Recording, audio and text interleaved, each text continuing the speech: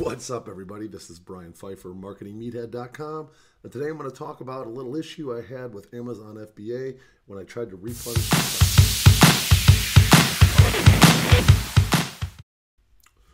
All right, welcome back. So those of you doing FBA, this is going to pertain to you. Those of you who are not, probably going to want to skip on to the next video. But I ran into a little problem, and I had to do some troubleshooting today, get on the phone with support. So I thought I'd throw a video out there for everyone that is doing FBA. This will probably rank in the search engines for people that are looking for this particular problem.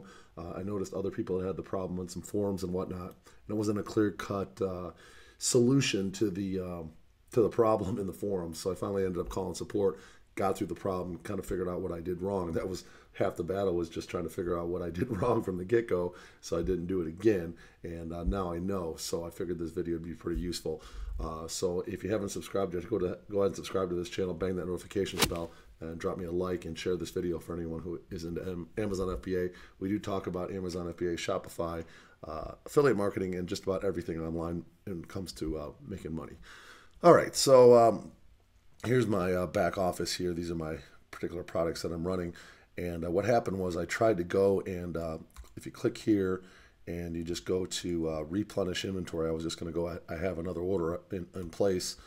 This one's selling really well right now, and I'm actually going to go in and basically you push like a case pack product here, and what was happening is you get this error. Okay, notice here, it cannot be stickerless, commingled. Okay, so apparently what happens when you go to I'm going to go ahead and delete this plan. So now you see what the error looks like. I'm going to go ahead and delete this shipping plan because it's obviously not going to work. You go into your inventory, and what happened basically when I first signed up for this, obviously I was one of my first listings that I did myself, and when you change this to fulfilled by merchant, it gives you like an option, I think, to switch on like the either using the manufacturer's barcodes or the Amazon barcodes, okay? And what you need to do in order to prevent this from happening again, you need to go over here to your settings, and you need to click on Fulfillment by Amazon. So you want to go see where here it says Amazon barcode. Before this was switched on to manufacturer barcode. You need to have that setting as Amazon barcode, okay? So we're just going to leave that there, and then what happens is then you have like a you want to have your own barcode, and that way there's not like a commingling of the same. You basically get your own bin in the warehouse, and that's important, okay, when it comes to replenishing the stock. So then what happens is, what you need to do to fix this, if you screwed it up like I did, okay, you need to create another listing. Notice here I got another listing here with the same exact ASIN. So the first thing you need to do is you need to grab the ASIN number, and you can do that real easily by just clicking here, and this number here is your ASIN, okay? And you're going to need to copy that, and the other thing you're going to want to copy here is you want to go here to edit, and you want to copy this here, okay? This Gold Bachelorette, same forever. And then what you're going to do is you're going to create a new listing, and you're going to add like a 1 here, or a dash FBA. This is pretty long, so it's got a certain amount of characters you can only put in here. So I was just able to add like a 1 to this. But let me show you how to do this. It's pretty easy. So we're going to go back over here to Amazon Seller Central, and we're going to go into your Manage Inventory, and then you're going to click on Add a Product, okay? And then what you're going to do here is you're going to put in that ASIN number right here, okay? So you're going to click on that ASIN number, and then you got to go over here to where it says Select Condition. You press New, and you're going to be click on this, and you're going to sell this product. And now this is where you're going to go in and put that SKU. You want to make sure you have that, so you know what it is. Obviously, you can put really any number here you want, but then you'd want to put like a 1 after this, and you want to make sure you know the price. In my case, it was $12.49, and I'm going to put 500 here because that's what I ordered for this next shipment. And then you want to click this Amazon to provide the customer service and whatnot, and you can have the number save the settings. Now you're just going to click save here, and obviously I'm not going to click save because I already did this. So, but that's the whole process. Now once that's done, I'm going to cancel this because I already did this. You're going to get this here, and you're going to notice here that it's, none available because you created a new listing. So you don't lose your reviews, you don't lose your ranking.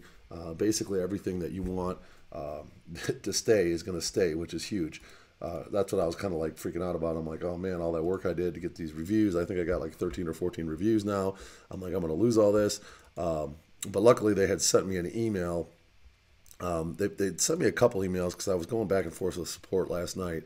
And then finally I got one here that made a little more sense. It was basically saying this whole process, you will use the same ASN, sales history, sales rank, reviews, product detail page, business related to this product, will all be the same. Okay, the new listing will be with a different SKU, FN, SKU. So basically, the only thing that's really changing is you're just adding that one to the product listing or whatever, or the SKU number. So that's all you have to do here. So I'll go ahead and include this letter in the description. I'll just copy and paste it, so those of you who are dealing with the same issue can read the description and see that letter that I had from Amazon. But then when I'm ready to replenish here, instead of using this one's going to end up being just run out, and then I'm going to replenish the stock with this one, and then I'm going to go here to send replenish, and notice when I do that, there is not going to be that error anymore. So I can go ahead and create my shipping plan. Now I don't know the number of cases and the number of units per case yet because it's still getting finished up at the manufacturer. But as soon as I know that, I can put that in, and then I can just go ahead and continue and get this thing all set up for the shipment. So once you have also the other thing you want to probably do, obviously, is you want to get the let's go back here. It's a little hard to see here with the camera in front of me. All right, let's go here to inventory, and then when you want to print the labels for this, you don't want to print the labels out for this one because this one's going to end up being a dead listing. You want to do it for this one here, so you just go over here to print the labels, and and you're going to just click on print labels here, and then you'd send this over to your manufacturer to put the stickers on each piece. Okay, so that's pretty much it when it comes to fixing that issue. If you didn't understand something, I would just go ahead and rewatch this video. That's pretty much all the steps. It's not like it's a little confusing to create that listing. That was the main issue I was having. I'm like, I don't know how to do this. I want to make sure I don't screw up the listing, and I want to I want to keep that sales history, the sales rank, and the reviews, the product detail page, and all the business related to that product. I want to keep that, and ultimately that's what I do. Now, one thing I do probably need to check is I have emails set up on the back end of this thing.